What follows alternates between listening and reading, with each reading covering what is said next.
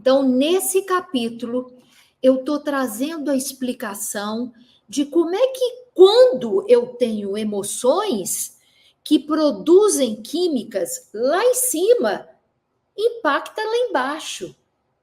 Então, todo esse estudo do impacto emocional no nosso corpo, eu não sei se vocês se lembram, mas eu, em vários momentos, eu falo, pensamento é no cérebro, emoção é no corpo.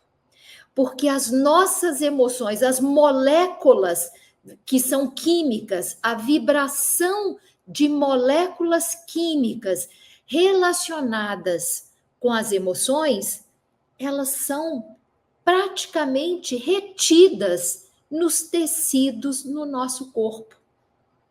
Então, o primeiro cientista que começou a decifrar essa química e transformar essa química em vibração foi um cientista médico, praticamente psiquiatra, médico, pesquisador, e ele era um dos grandes amigos do Linus Pauling, que foi ganhador do Prêmio Nobel porque ele consegue criar a tabela periódica.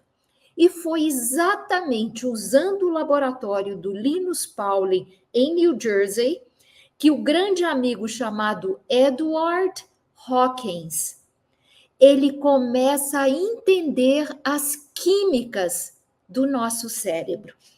E essas químicas são super importantes porque elas começam a trazer para a gente a vibração dessas químicas. Então, a química, o que ela tem? Mais ou menos até o nível de 200 ciclos por segundo, que é o ciclo, é uma curva. Quantas vezes essa curva, que é uma cossenoidal ou senoidal, ela passa por segundo, é um ciclo.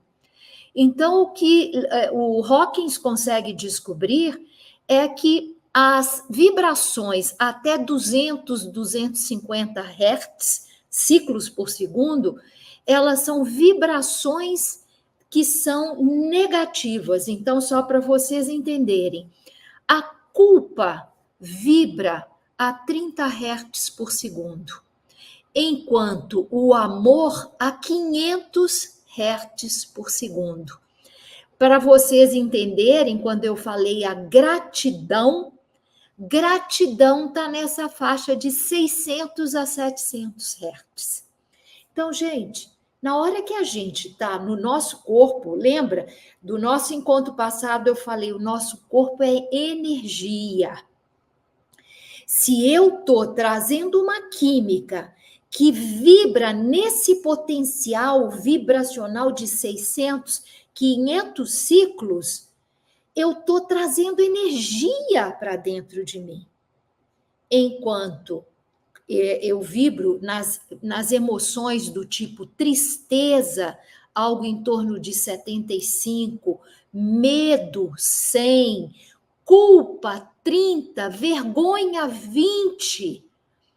Isso é tensão, o nosso corpo se contrai, e ao se contrair, a nossa vibração é quase que a gente fica presa num casulo, e não há possibilidade da vibração, que essa energia que traz vida, que traz rejuvenescimento acontecer.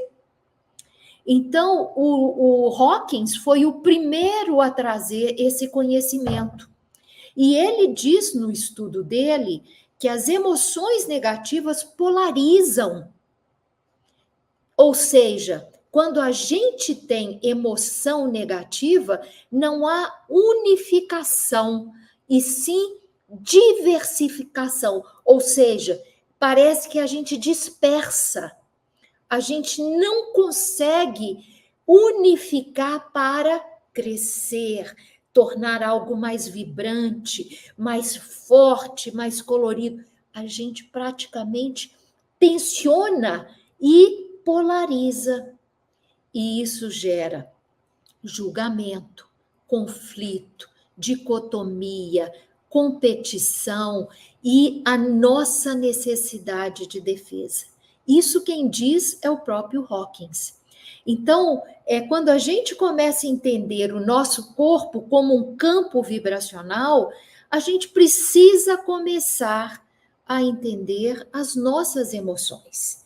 E a coerência cardíaca tem um papel fundamental, porque quando eu torno essa prática algo diário na minha vida, na verdade eu estou aumentando a minha consciência sobre as minhas emoções.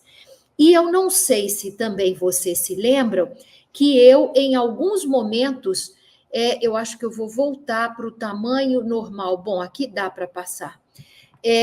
No livro também eu trago vários casos e estudos, mas um deles que me chamou muita atenção, porque ele acaba trazendo para a gente a confirmação do que a gente já sabe. Pensamento no cérebro, emoções são captadas pelos nossos tecidos, pelos receptores das células que formam os nossos tecidos, que formam os nossos órgãos. E as emoções negativas, como elas têm uma vibração muito pequena, eu não consigo fazer com que essa informação vibracional seja dissipada automaticamente. Porque as emoções positivas, elas nos fazem vibrar, rir, emoção positiva, ficar alegre. Eu praticamente vibro essa alegria, essa emoção positiva. E a tristeza, eu contraio, eu não consigo liberar essa informação dos meus tecidos. Então, aumentar a consciência é importante. E alguns cientistas liderados por um nome também muito estranho, que eu esqueci até de verificar qual que era a origem dele. O nome desse cientista-chefe chama Numema. Em 2014, ele faz uma pesquisa com 700 participantes, usando um equipamento no qual as pessoas, ao serem induzidas com fotografia, filmes, vídeos, a sentirem emoções, elas praticamente elas colocavam numa tela aonde que elas estavam sentindo aquelas emoções.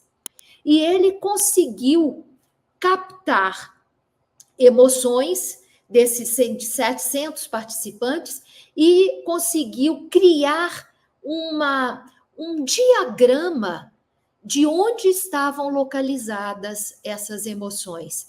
E ele consegue trazer para a gente aí um leque de emoções e como é que elas são processadas, aonde que elas estão localizadas, em geral, no nosso corpo. Então, o que ele fala é que as emoções básicas são sentidas principalmente na parte superior do tórax. Talvez porque a respiração, né, aumenta, a frequência cardíaca aumenta, então por isso que as pessoas sentem essa emoção mais nessa área. Já a raiva e a alegria, elas são sentidas nos membros superiores, aqui, ó. E a raiva, com certeza, porque quando a gente está nervoso, raivoso, o nosso neurônio, ele praticamente entende isso como um sinal de sobrevivência e manda a nossa energia para pernas e braços. Já a repulsa, ela acontece principalmente nessa região da garganta.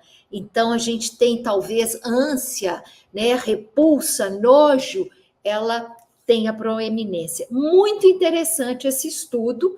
Ela vai estar gravada no meu vídeo, no canal do YouTube. Depois, se vocês tiverem interesse, deem uma olhada e tem o nome também do pesquisador que fez essa pesquisa.